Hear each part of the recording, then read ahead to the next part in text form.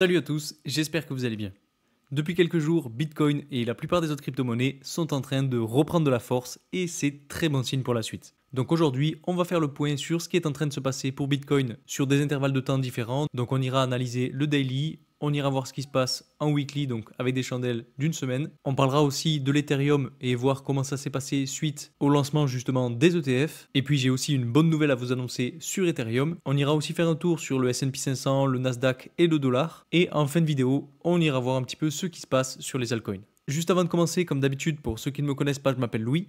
Je vous partage 2 fois par semaine mes analyses sur le marché des crypto-monnaies, donc si ça vous intéresse, n'hésitez pas à vous abonner. Et surtout, si vous voulez des petites exclusivités en avant-première, j'ai un compte Instagram, un compte TikTok et un canal Telegram. Vous avez tous les liens en description, donc n'hésitez vraiment pas à aller m'y rejoindre. Et puis, petit disclaimer, l'investissement en général comporte des risques et les crypto-monnaies ne sont pas épargnées, donc surtout faites bien attention à vous et faites bien vos propres recherches avant d'investir sur quoi que ce soit. Ceci étant dit, on va aller voir ce qui se passe actuellement sur Bitcoin et pour ça, on va se rendre sur des chandelles journalières. Alors j'ai tracé une tendance baissière dont j'ai pas trop parlé dans mes précédentes vidéos, donc juste ici. Et vous pouvez très bien voir qu'en fait, depuis quelques jours, on est retourné donc dans le canal latéral entre ce niveau de support et ce niveau de résistance. Et en fait, il n'y a pas grand chose à dire sur Bitcoin pour l'instant, puisque finalement, depuis début mars, c'est assez calme. Alors oui, on a eu une sortie du canal et on a eu un petit peu peur quand on était juste ici, mais sur du plus long terme, on s'est fait supporter par une tendance haussière dont on parlera plus précisément tout à l'heure quand on ira voir les chandelles hebdomadaires. Et donc, ce dont je voulais vraiment vous parler aujourd'hui, c'est justement cette tendance baissière. Parce qu'on a une tendance baissière qui est assez franche, que vous voyez j'ai tracé sur les mèches de chandelle. Donc on a plusieurs touches, on a une première ici, une deuxième ici, une troisième ici, une quatrième, une cinquième ici, et une sixième et une septième juste ici. Donc c'est une tendance baissière qui est assez importante et sur laquelle on est sur le point de venir batailler. Donc aujourd'hui, on a quand même une très belle chandelle verte qui s'est formée avec plus de 3% de hausse, donc c'est quand même pas mal, et qui vient en fait ravaler quasiment toute la chute qu'on a connue sur ces 3 journées, donc du 22 juillet au 24 juillet. Et donc en fait, cette correction finalement était tout à fait logique puisqu'on est sur une tendance haussière à plus court terme, et donc logiquement, dans une tendance haussière, il faut des corrections. On en a eu une juste ici, on en a eu une deuxième ici, et on a une troisième donc à ce niveau-là. Donc pour l'instant, on a une tendance haussière, tout se passe bien, mais donc comme je vous le disais tout à l'heure, il va falloir faire attention à cette tendance baissière. Si je dézoome un petit peu plus, en fait on voit qu'on a plusieurs formations. La première c'est grossièrement donc le drapeau qu'on est en train de former en fait entre donc la tendance baissière qu'on a juste ici et le bas de canal donc qu'on a ici qui est le niveau de support autour de 60 000 $. Et vous voyez, le prix n'arrête pas d'osciller en fait dans ce canal, ou plutôt dans ce triangle, et donc finalement ça pourrait continuer encore un petit moment. Et vous devez le savoir, donc parce que ça j'en ai déjà parlé, mais ce qu'on dit généralement c'est que quand on a une espèce de triangle comme ceci, on prend le mât du triangle, on le reporte sur la fin du triangle et on a l'objectif. Et pour ceux qui suivent les vidéos, je vous avais dit qu'on avait un objectif autour d'environ 90 000 $. Donc c'est plutôt intéressant. Et deuxième chose dont je voulais vous parler par rapport à ça, et qui est aussi plutôt signal haussier, c'est qu'on est toujours sur notre pattern en réaccumulation de wake-off. On vient de faire notre spring, donc le spring qui était juste ici, donc en cassant le canal, on est rentré dedans et on a plus ou moins fait notre test. Alors quand on regarde le test, généralement, c'est qu'on vient rechercher le niveau de support, donc là, ça aurait été le niveau des 60 000 $, et finalement, ça n'a pas été très propre puisqu'on n'est pas vraiment allé chercher. Alors est-ce qu'on n'a justement pas encore fait ce retest du niveau de support, ou bien est-ce que c'était justement ce niveau de support ici qui a supporté le prix et qui peut potentiellement être identifié comme un test? Honnêtement, j'en sais rien et c'est pour ça que je me méfie encore, parce que justement, on pourrait très bien, comme je vous le disais, retourner chercher le niveau de support. Enfin bref, dans tous les cas, ce serait juste le test qui nous permettrait ensuite de retourner chercher le niveau de résistance. Alors c'est simplement un schéma, hein. Donc finalement le prix ne va pas le suivre à la perfection. Donc peut-être qu'on vient de faire notre test et que justement on va casser la tendance baissière pour aller chercher le niveau de résistance et ensuite casser la résistance pour repartir encore plus haut. Ça ce serait vraiment le meilleur scénario si justement on suit le pattern en réaccumulation. Surtout qu'en plus, on a eu des bonnes nouvelles, notamment du côté des chiffres de l'inflation, et on a de plus en plus de bonnes nouvelles du côté de la potentielle baisse des taux d'intérêt. Alors je le précise, oui, j'ai pas dit, mais c'est les taux d'intérêt et de l'inflation aux États-Unis. Alors généralement, ça profite aux actifs risqués comme le Bitcoin et les autres crypto-monnaies. Donc ça peut être intéressant, mais malgré tout, on est toujours en période estivale, donc les gens sont en vacances, les gens ne regardent pas leur portefeuille et n'ont pas forcément la tête à investir. Alors moi, personnellement, je vous lâche pas, je suis toujours sur les marchés, je vous tiens au courant toutes les semaines. Mais bien évidemment, c'est normal, il y a d'autres personnes qui prennent des vacances, qui font une coupure. Et d'ailleurs, c'est tout à fait légitime et vous avez raison. Et c'est aussi pour ça que le marché est en période de stagnation. Et d'ailleurs, si justement on va voir les chandelles hebdomadaires, il y a quand même quelque chose qui est très très intéressant, c'est qu'on est en train de connaître une des plus grosses phases d'accumulation au niveau de l'ancien ATH. Alors je vais essayer de m'expliquer parce que c'est pas forcément très clair, mais ce que je veux dire c'est que il me semble même que c'est la plus grosse période d'accumulation qu'on a vue depuis le début de la création du Bitcoin autour de l'ancien ATH. Parce que vous voyez, donc là on est au niveau de l'ancien ATH qu'on avait fait donc autour de novembre 2021. Et on a une phase d'accumulation qui dure depuis mars 2024. Donc ça fait quasiment 5 mois. Et si on regarde un petit peu plus dans le détail lors des précédents cycles, par exemple le cycle dernier, quand on est arrivé donc avec un prix autour de l'ancien ATH, donc l'ATH qui avait été fait en décembre 2017, on a eu donc oui une phase d'accumulation, mais qui n'a duré que quelques semaines. Donc finalement c'était assez court et ensuite ça a permis au prix de rebondir. Et donc bon là, j'ai pas l'historique sur le reste, mais je vous invite à aller voir parce qu'à chaque fois, on n'a pas des périodes qui sont aussi longues. Donc là, on a vraiment une phase d'accumulation qui est très longue et qui peut être très très bon signe pour la suite puisqu'on est vraiment en train de faire un réel palier avant de potentiellement complètement exploser et aller chercher des targets comme par exemple le niveau symbolique des 100 000 $. Alors bien évidemment on n'y est pas encore, mais c'est quand même à garder en tête. Ensuite, autre chose que je voulais vous montrer, notamment sur des chandelles hebdomadaires, c'est justement cette tendance haussière qu'on a juste ici, qui a été très forte puisqu'elle a su faire rebondir le prix au niveau donc des 55 500 $, et ce qui nous a permis de faire notre spring dont je parlais tout à l'heure. Et je vous parlais aussi donc de ce fameux triangle, et si j'agrandis un petit peu la ligne, vous voyez qu'on a un autre triangle cette fois-ci qui se dessine entre cette tendance haussière et cette tendance baissière. Donc il se pourrait là aussi qu'on ait un prix qui continue petit à petit à évoluer dans ce triangle avant d'avoir potentiellement une décision à ce niveau-là et donc continuer justement cette tendance baissière. Alors cette tendance baissière, honnêtement, elle me fait pas trop plaisir, je vous avoue qu'elle fait un peu peur et qu'il me tarde réellement qu'on la casse à la hausse. Parce que depuis qu'on a connu l'ATH autour de mars 2024, on n'est pas venu recasser à la hausse la tendance baissière. Donc bon, c'est à suivre, on a encore un peu de temps selon moi. Je pense que si on continue justement sous cette tendance baissière et qu'on n'arrive pas à la casser à la hausse, il va falloir se poser d'autres questions. Parce qu'il se pourrait aussi qu'on vienne casser à la baisse donc cette espèce de triangle et donc casser à la baisse justement cette tendance haussière. Alors cette tendance haussière est aussi très forte, donc c'est pour ça que je pense que ça va être décisif si on n'arrive pas à la casser avant. Enfin bref, là c'est pareil, on n'en est pas encore là, mais bon, je voulais quand même vous en parler. Dans tous les cas, le meilleur scénario ici, ce serait qu'on puisse justement, donc comme je disais tout à l'heure, casser à la hausse la tendance baissière qui sert de résistance, venir la retester une première fois, aller chercher la résistance autour de 72-73 000 $, batailler un petit peu parce que oui, on aura de la bataille, et casser à la hausse. Ça, ce serait vraiment le meilleur scénario. Et puis d'ailleurs, bon, la semaine n'est pas finie, mais vous voyez, la chandelle qu'on a actuellement, elle est toute petite, et elle a une mèche qui est vraiment énorme. Et ça, c'est très très bon signe, c'est significatif, puisque quand on a généralement une mèche comme celle-ci, c'est plutôt un signal haussier. Parce qu'on a eu de la correction, on est allé très bas, et ça veut dire que les acheteurs se sont repositionnés et ont ravalé toute la baisse pour justement créer une énorme mèche. Donc finalement, sur des chandelles hebdomadaires, on peut potentiellement être sur le point de casser à la hausse cette tendance baissière, et ce qui pourrait être un très beau signal haussier. Et puis, dernière chose que je voulais vous montrer, alors là, cette fois-ci, c'est sur des chandelles journalières une nouvelle fois, c'est un indicateur qui est assez intéressant et qui est le H-Ribbon. Alors, pourquoi je dis qu'il est assez intéressant? Eh bien, tout simplement parce qu'une pastille bleue s'est activée sur des chandelles journalières.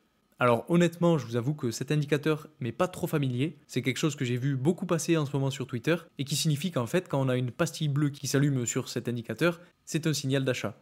Et donc, si on regarde un petit peu comment ça s'est passé donc dans le passé, la dernière fois qu'on a eu un signal d'achat, c'était à ce niveau-là, donc autour de mi-août 2023. Donc, vous voyez qu'on est quand même pas trop loin. Et ensuite, vous savez ce qui s'est passé, on a complètement explosé sur le Bitcoin. Si on continue un petit peu, on a une pastille bleue juste ici, et donc on a là aussi complètement explosé.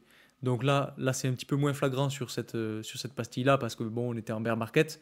Donc c'était un petit peu moins significatif, mais vous comprenez l'idée. Et si on va encore un petit peu plus loin, donc la dernière fois c'était ici, on était à peu près à ce niveau-là, et vous voyez, pareil, on a eu du rebond. Donc bref, je ne vais pas tous les faire, vous avez compris. On a une pastille bleue qui s'est allumée, ça faisait presque 1 an qu'on n'avait pas eu ce type de pastille qui s'est allumée, donc c'est un très beau signal haussier et il fallait que je vous en parle. Et si vous voulez avoir accès à cet indicateur, vous allez dans indicateur, vous tapez H-Ribbon et vous cliquez sur le premier.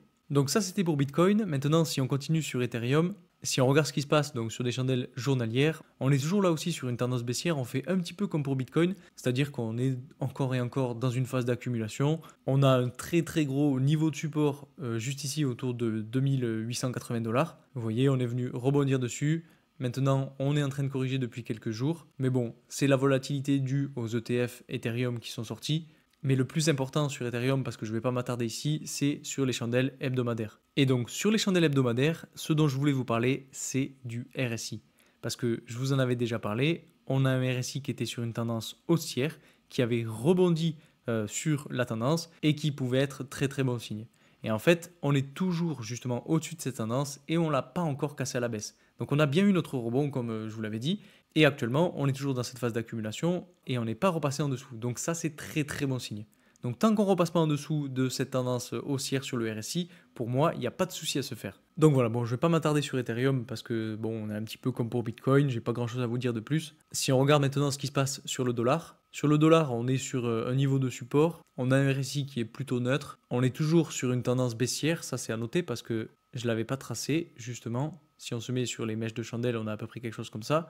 Donc là aussi, on est sur une tendance baissière. C'est plutôt bon signe parce que quand on a un dollar qui corrige, généralement, on a des crypto-monnaies, des actifs risqués qui montent. Et même autre chose dont je n'ai pas parlé, c'est qu'on a là aussi cassé donc à la baisse la tendance haussière qu'on avait juste ici. Donc c'est très bon signe. On était en train de faire un triangle pas très propre, j'ai envie de dire d'ailleurs, et on l'a cassé à la baisse. Bon, maintenant, on est sur un niveau de support qui est assez important. Et d'ailleurs, c'est pour ça qu'on a rebondi dessus. Mais maintenant, à voir si ça va tenir. Parce que si ça ne tient pas, ça peut vraiment être très très bon signe pour les crypto-monnaies parce que là, on a beaucoup de marge et le prochain niveau de support sera celui-ci. Donc ça peut être très très intéressant si on a un dollar qui descend jusqu'ici. Donc honnêtement, je pense que c'est à suivre sur le dollar. Si on casse à la baisse ce niveau de support, je pense que les crypto-monnaies vont pouvoir avoir un beau signal pour se lancer et pourquoi pas faire un nouvel ATH. Ensuite, on parle du S&P 500 et du Nasdaq. Donc sur le S&P 500 et le Nasdaq, on a eu une correction. Donc une correction qui a été un petit peu plus forte sur le Nasdaq que sur le S&P 500, mais bon, c'est tout à fait normal. On est toujours sur une tendance haussière, donc que ce soit sur le Nasdaq ou sur le S&P 500. Et vous voyez, on monte, on corrige, on monte, on corrige, on monte, on corrige. Donc c'est tout à fait normal. Là, il y a vraiment zéro inquiétude à avoir sur le Nasdaq, sur le S&P 500. J'ai envie de dire, tout se passe à merveille. Alors il faut faire attention parce que quand même, on est sur des zones de surachat. Donc il se pourrait que la correction ne soit pas forcément totalement finie et qu'on vienne chercher des niveaux de support, comme pourquoi pas dans un premier temps ce niveau de support, pour ensuite peut-être rebondir dessus. Donc on serait toujours sur une tendance haussière, donc ce serait tout à fait probable. Ça permettrait aussi de reprendre un petit peu son souffle et d'avoir un RSI qui descende un petit peu avant de repartir. Donc cette correction est plutôt saine, j'ai envie de dire, et tout se passe bien là-dessus. Donc voilà pour ça. Maintenant, je voulais vous parler rapidement du Total 3. Donc le Total 3, la capitalisation boursière totale de toutes les crypto-monnaies hormis Bitcoin et Ethereum. Ça, vous le savez si vous suivez mes vidéos. Donc sur les chandelles hebdomadaires, je vous avais dit qu'on était venu chercher donc le niveau de support qui était anciennement niveau de résistance de la phase de pré-bull run et qu'on était venu liquider un petit peu tout le monde parce qu'on était allé avec 2 chandelles en dessous du niveau de support. Enfin bref, ça c'était du passé puisque on a réussi à bien rebondir dessus et à repartir à la hausse. Alors, ce qu'il faut quand même regarder, c'est qu'on est toujours dans ce petit triangle qu'on est en train de former et que je vais essayer de tracer donc comme ceci. Et vous voyez, c'est assez significatif puisque la chandelle de cette semaine est venue parfaitement toucher la tendance baissière. Donc peut-être que là aussi, on est sur un triangle formé entre cette tendance baissière et ce niveau de support dans lequel on va avoir encore un petit peu de latéralisation avant de finalement trouver de la sortie autour de septembre-octobre 2024. Et personnellement, je m'attends vraiment à ce qu'on ait une sortie à la hausse de ce triangle parce que si on a une sortie à la baisse et qu'on repart dans des zones comme celle qu'on a connue en phase de pré-bull run ou en phase d'accumulation, alors là, ça peut vraiment être très différent et le bull run qu'on attend tous pourrait se faire attendre encore longtemps. Donc voilà, je privilégie pas du tout ce scénario. Pour moi, ça va être haussier dans tous les cas. Je vois pas comment on pourrait casser à la baisse, hormis catastrophe, bien sûr, parce que j'ai pas de boule de cristal, donc je connais pas l'avenir. Mais bon, hormis grosse catastrophe, ça m'étonnerait quand même qu'on ait des altcoins qui se crachent complètement et qui retournent encore plus bas comme des zones d'accumulation qu'on a connues dans cette phase orangée. Et donc c'est un petit peu pour ça aussi que personnellement je trouve que c'est une très belle opportunité toujours pour se positionner Et donc moi personnellement je continue de réaccumuler. Bon, je fais quelques trades par-ci par-là, donc ça me permet d'avoir de la liquidité pour réaccumuler justement dans des altcoins de qualité. Et si d'ailleurs ça vous intéresse que je vous les partage, n'hésitez pas à mettre un maximum de likes sur cette vidéo et à me le dire en commentaire. Parce que oui, je suis en train de travailler dessus, j'en ai quelques-uns en tête qui sont assez intéressants d'ailleurs et que je pourrais vous partager si vous me le faites savoir en likant cette vidéo. Et d'ailleurs, par rapport aux altcoins, je voulais vous remontrer un petit peu l'indicateur donc de Altcoin Season et Bitcoin Season. Et vous voyez qu'on est revenu justement dans cette phase-là qui est très basse, qui indique donc qu'on pourrait potentiellement avoir un retournement de tendance pour rentrer en Altcoin Season. Donc c'est pour ça aussi que je vous dis que ça peut être une belle opportunité pour se repositionner sur des altcoins.